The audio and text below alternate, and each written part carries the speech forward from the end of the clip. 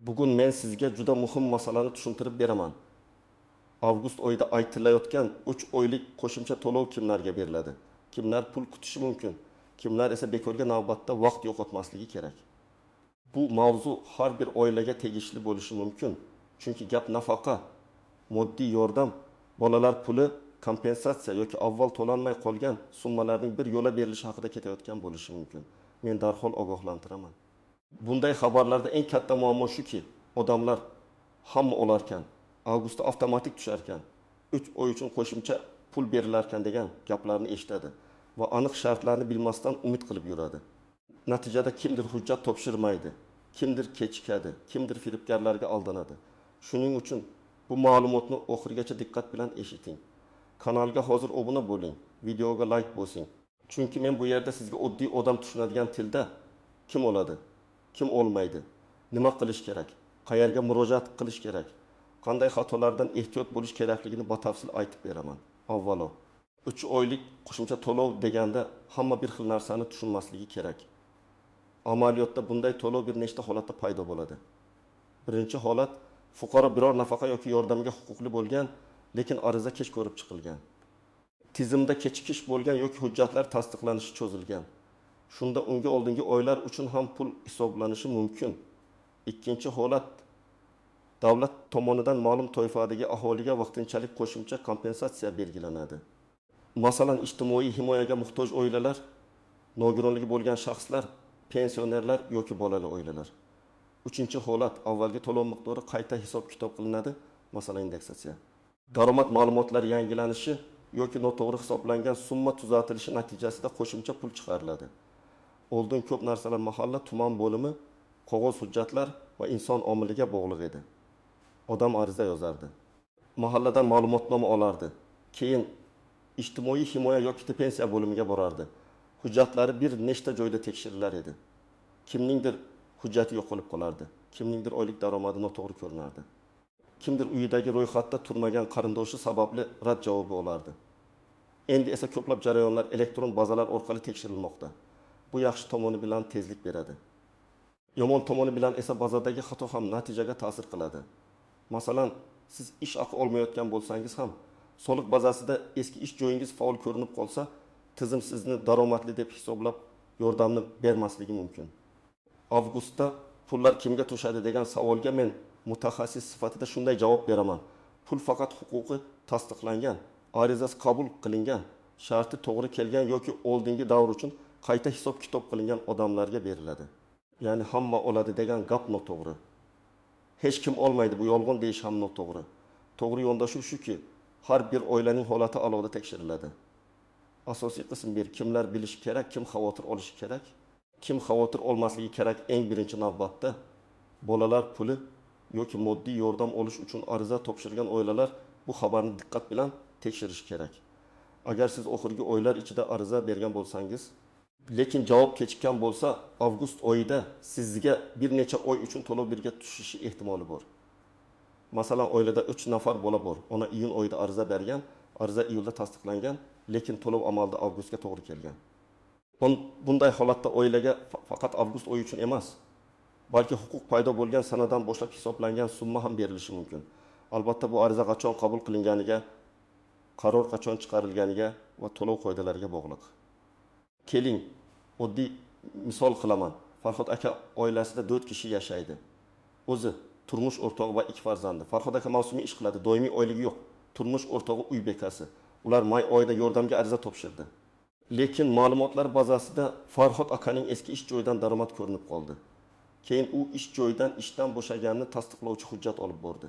Tekshiruv iyul oxirida yakunlandi. Agar huquq may yoki iyun oyidan tan olinsa, avgustda u bir oy emas, 2 yoki 3 oy uchun to'lov olishi mumkin. Lekin bu avtomatik ravishda hamma uchun bo'lmaydi. Albatta qaror hujjatida qaysi sanadan to'lov tayinlangani ko'rsatiladi. Ikkinchi toifa pensionerlar. Ba'zi hollarda pensiya qayta hisoblanganda odam avval olishi kerak bo'lgan, lekin vaqtida berilmagan farq summasini keyingi oyda oladi. Masalan, ayol kishi mehnat staji bo'yicha qo'shimcha hujjat topdi. Arxivdan ma'lumotnoma oldi va pensiya bo'limiga topshirdi. Tekshiruvdan so'ng uning pensiyasi oyga 120 ming so'mga oshiriladigan bo'ldi. agar qayta hisoblash 3 oy oldingi sanadan qo'llansa, unga 120 ming so'mdan 3 oy uchun 306 ming so'm qo'shimcha berilishi mumkin. Bu 3 oylik qo'shimcha to'lov sifatida ko'rinadi. Lekin aslida bu yangi bepul pul emas, balki oldingi davr uchun hisoblangan farqdir. 3-toifa. Nogironligi bo'lgan shaxslar yoki nogironligi bor bolani parvarish qilayotgan oilalar. Bunday oilalarda tibbiy mehnat ekspertiza xulosasi nogironlik muddati qayta ko'rik sanasi juda muhim. Agar hujjat uzaytirilgan bo'lsa, lekin tizimda yangilanish kechiksa, to'lov vaqtincha to'xtab qolishi mumkin. Keyin ma'lumotlar yangilangach, oldingi oylar uchun summa qayta to'lanadi. Masalan, bolaning nogironlik muddati aprel oyida tugagan. Ota-ona qayta ko'rikdan o'tgan, lekin hujjat iyun oyida bazaga tushgan. Agar uzilish davri uchun huquq tasdiqlansa, avgustda 3 oylik pul birga tushishi ehtimoli bo'ladi. Bunday vaziyatlarda eng muhim narsa hujjat sanalari bir-biriga mos bo'lishidir. 4-toifa. Kam ta'minlangan oilalar ro'yxatida turganlar. Agar oila temir daftar, ayollar daftari, yoshlar daftari yoki ijtimoiy himoya ro'yxatlarida bo'lsa, ularga ma'lum davr uchun yordam, subsidiya, kompensatsiya yoki bir martalik to'lov ajratilishi mumkin. Lekin daftar ro'yxatida turishning o'zi hamisha pul tushadi degani emas. Ko'pincha yordam turi alohida belgilanadi. Kimga davolanish uchun yordam, kimga kontrakt uchun ko'mak, kimga uy-joy ijarasi kompensatsiyasi, kimga oziq-ovqat yoki moddiy yordam. Shuning uchun men ro'yxatdaman. Demak, avgustda 3 oylik pul olaman deb o'ylash xato. Sizga aynan qanday yordam turi ajratilganini bilish kerak. 5-toifa ishini yo'qotgan yoki bandlik organiga murojaat qilgan fuqarolar.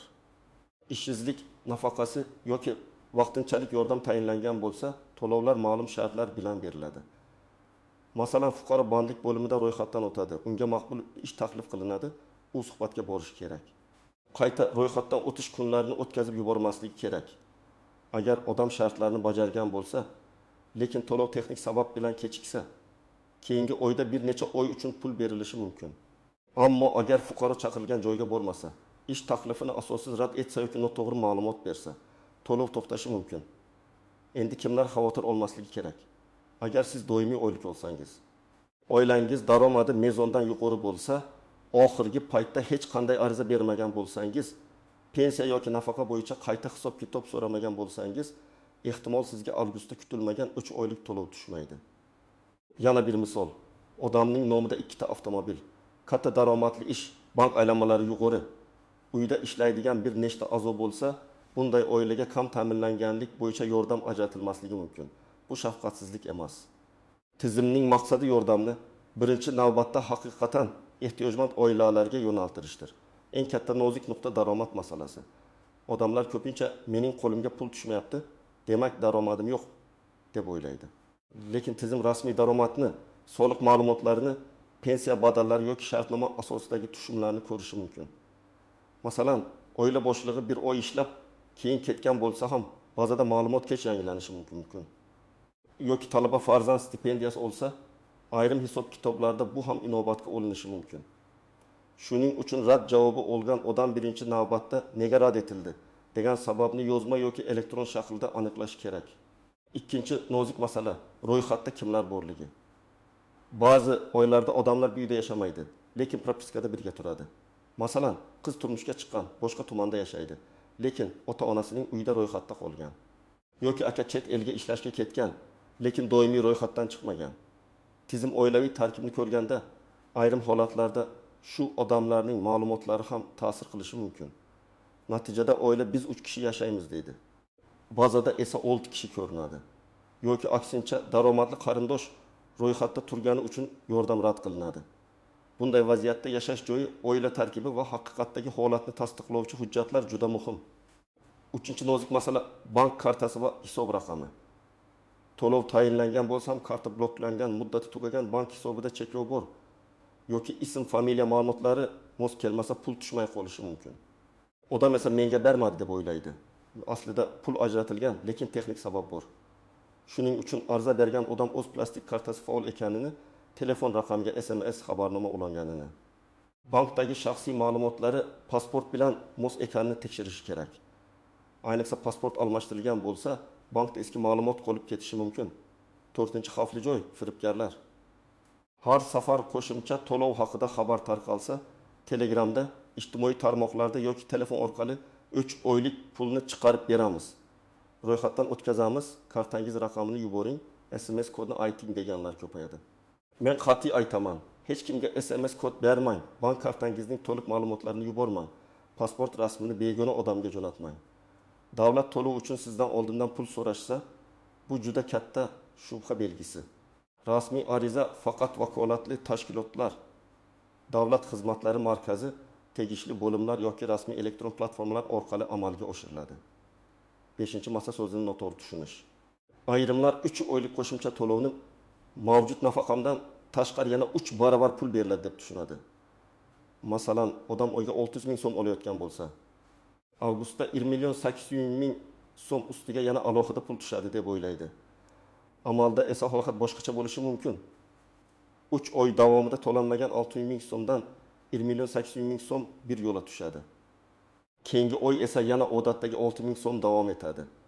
Yoki faqat farq summasi beriladi. Shuning uchun to'lov nomi va hisob-kitob davrini aniq bilmasdan reja tuzmang. 6-nozik jihat ariza sanasi. Ko'pchilik men ehtiyojmandman. Demak, oldingi 3 oy uchun ham berishsin deydi.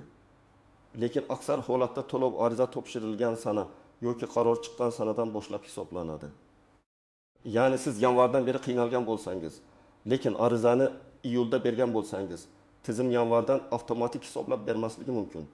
Shuning uchun kechikmaslik juda muhim. Oilada daromad kamaygan, bola tug'ilgan, nogironlik belgilangan, boquvchi vafot etgan, ish yo'qotilgan yoki boshqa og'ir vaziyat yuz bergan bo'lsa, hujjatlarni kutib yurmasdan darhol murojaat qilish kerak. 7-masala. Bir necha turdagi yordamni bir vaqtning o'zida olish.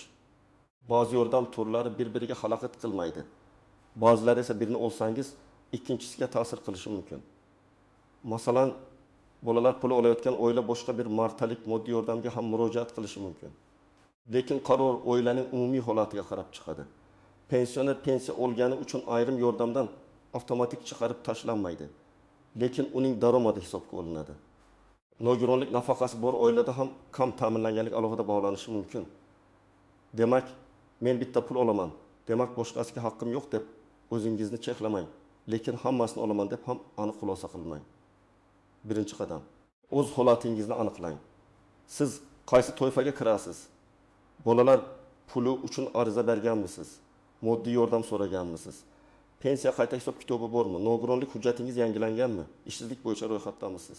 Agar siz oxirgi 3-4 oy ichida hech qanday murojaat qilmagan bo'lsangiz, avvalo mahalladagi mas'ul xodim yoki tegishli tashkilotdan sizga qanday yordam turlari mos kelishini so'rang. Ikkinchi qadam, arizangizning holatini tekshiring. Agar davlat xizmatlari markazi orqali topshirgan bo'lsangiz, ariza raqamini saqlang. Agar elektron portal orqali yuborgan bo'lsangiz, shaxsiy kabinetingizga kiring. Agar mahalla yoki ijtimoiy himoya bo'limi orqali topshirgan bo'lsangiz, arizam qabul qilindimi? Qaysi sanada ro'yxatga olindi? Javob chiqdimi? Rad bo'lsa sababi nima? deb aniq so'rang. Og'zaki kutib turing. Javobi bilan cheklanib qolmang. Imkon bo'lsa ariza raqami. Sana va mas'ul xodimning javobini yozib oling. 3-qadam, hujjatlarni tartibga keltiring. Odatda sizga pasport yoki ID karta, farzandlarning tug'ilganlik guvohnomasi, nikoh yoki ajrim hujjati, oila tarkibi bo'yicha ma'lumot, bank karta rekvizitlari, daromadni tasdiqlovchi yoki daromad yo'qligini ko'rsatuvchi ma'lumotlar, nogironlik bo'yicha tibbiy xulosa, pensiya hujjatlari, ish joyidan ma'lumotnoma. Bandlik bo'limidan ro'yxatga olinganlik hujjati kerak bo'lishi mumkin. Har bir yordam turi uchun ro'yxat farq qiladi. Shuning uchun umumiy gapga ishonib qolmang. Aynan o'zingiz murojaat qilayotgan to'lov bo'yicha talabni so'rang. 4-qadam, rad javobini tahlil qiling. Agar sizga to'g'ri kelmaydi deyishsa, sababini so'ramasdan ketmang. Rad etilishiga daromad yuqoriligi, oila tarkibi noto'g'ri ko'ringani, hujjat yetishmagani, ro'yxat ma'lumotlari mos kelmagani, bank ma'lumotlari xato bo'lgani yoki ariza muddati o'tib ketgani sabab bo'lishi mumkin. Masalan, daromad noto'g'ri ko'rsatilgan bo'lsa, soliq bo'limi yoki ish beruvchi orqali ma'lumotni tuzatish kerak bo'ladi. Oila tarkibida xato bo'lsa, ro'yxatga olish masalasini hal qilish kerak. Hujjat yetishmasa, qayta topshirish mumkin. 5-qadam, bank kartangizni tekshiring. To'lov kelishi kerak bo'lgan karta o'zingizning nomingizdami? Muddati tugamaganmi? Bank ilovasida faol ko'rinyaptimi? Qarzdorlik yoki sud ijrosi bo'yicha cheklov yo'qmi? Telefon raqamingiz ishlayaptimi? Bularning hammasini oldindan biling. Ayrim oilalarda pul kelgan bo'ladi, lekin SMS kelmagani uchun odam bilmaydi. Bank ilovasiga kirib tekshiring yoki bankka borib hisob ko'chirmasini oling. Agar pul tushgan bo'lsa, lekin yechib bo'lmasa. Bu ijtimoiy himoya bo'limining emas, bank yoki ijro cheklov masalasi bo'lishi mumkin. 6-qadam, shoshilinch ehtiyoj bo'lsa, faqat bitta yo'l bilan cheklanib qolmang. Masalan, oilada davolanish uchun pul kerak. Bola maktabga tayyorlanishi kerak. Ijara to'lov yig'ilib qolgan, oziq-ovqatga qiynalayotgan bo'lsangiz, mahalla ijtimoiy himoya bo'limi, hokim yordamchisi, ayollar faoli, yoshlar yetakchisi yoki bandlik bo'limiga alohida murojaat qiling. Chunki har bir tashkilotning yordam yo'nalishi boshqacha. Bolalar puli bir yo'nalish, davolanishga yordam boshqa yo'nalish, ishga joylashish, kasbga o'qitish yana boshqa yo'nalish. 7-qadam, yozma murojaat qilishni o'rganing. Agar sizga aniq javob berilmasa, oddiy ariza yozing. Arizada ism, familiyangiz, yashash manzilingiz, telefon raqamingiz, pasport ma'lumotlaringiz, muammo mazmuni, qachon ariza topshirganingiz va nima so'rayotganingizni yozing. Masalan, men falon sanada bolalar nafaqasi bo'yicha ariza topshirganman. Arizamning hozirgi holati to'lov tayinlangan yoki tayinlanmaganligi rad etilgan bo'lsa, sababi haqida yozma ma'lumot berishingizni so'rayman. Bunday murojaat sizga keyinchalik huquqingizni himoya qilishda yordam beradi. 8-qadam, ma'lumotni faqat rasmiy manbadan tekshiring. Telegram kanalda yozilgan xabar qo'shnining gapi qarindoshining eshitgani. Internetdagi sarlavha hali qonuniy asos degani emas. Rasmiy tashkilot e'lonlari, davlat xizmatlari markazi, ijtimoiy himoya organlari, pensiya jamg'armasi, bandlik bo'limi yoki mahalla mas'ullaridan tasdiq oling. Agar xabarda aniq qaror raqami, sana, kimlarga tegishli ekani, murojaat tartibi ko'rsatilmagan bo'lsa, ehtiyot bo'ling. Yana bir muhim maslahat, pulni oldindan rejalashtirib qarzga kirmang. Avgustda 3 oylik pul tushadi degan gapni eshitib, darhol qarz olib, xarajat qilib yuborish xavfli. Chunki sizning arizangiz rad bo'lishi, to'lov keyingi oyga qolishi. Faqat bir oy uchun chiqishi yoki karta muammosi sabab kechikishi mumkin. Avval to'lov tayinlanganini, summani va sanani tasdiqlang, keyin reja qiling.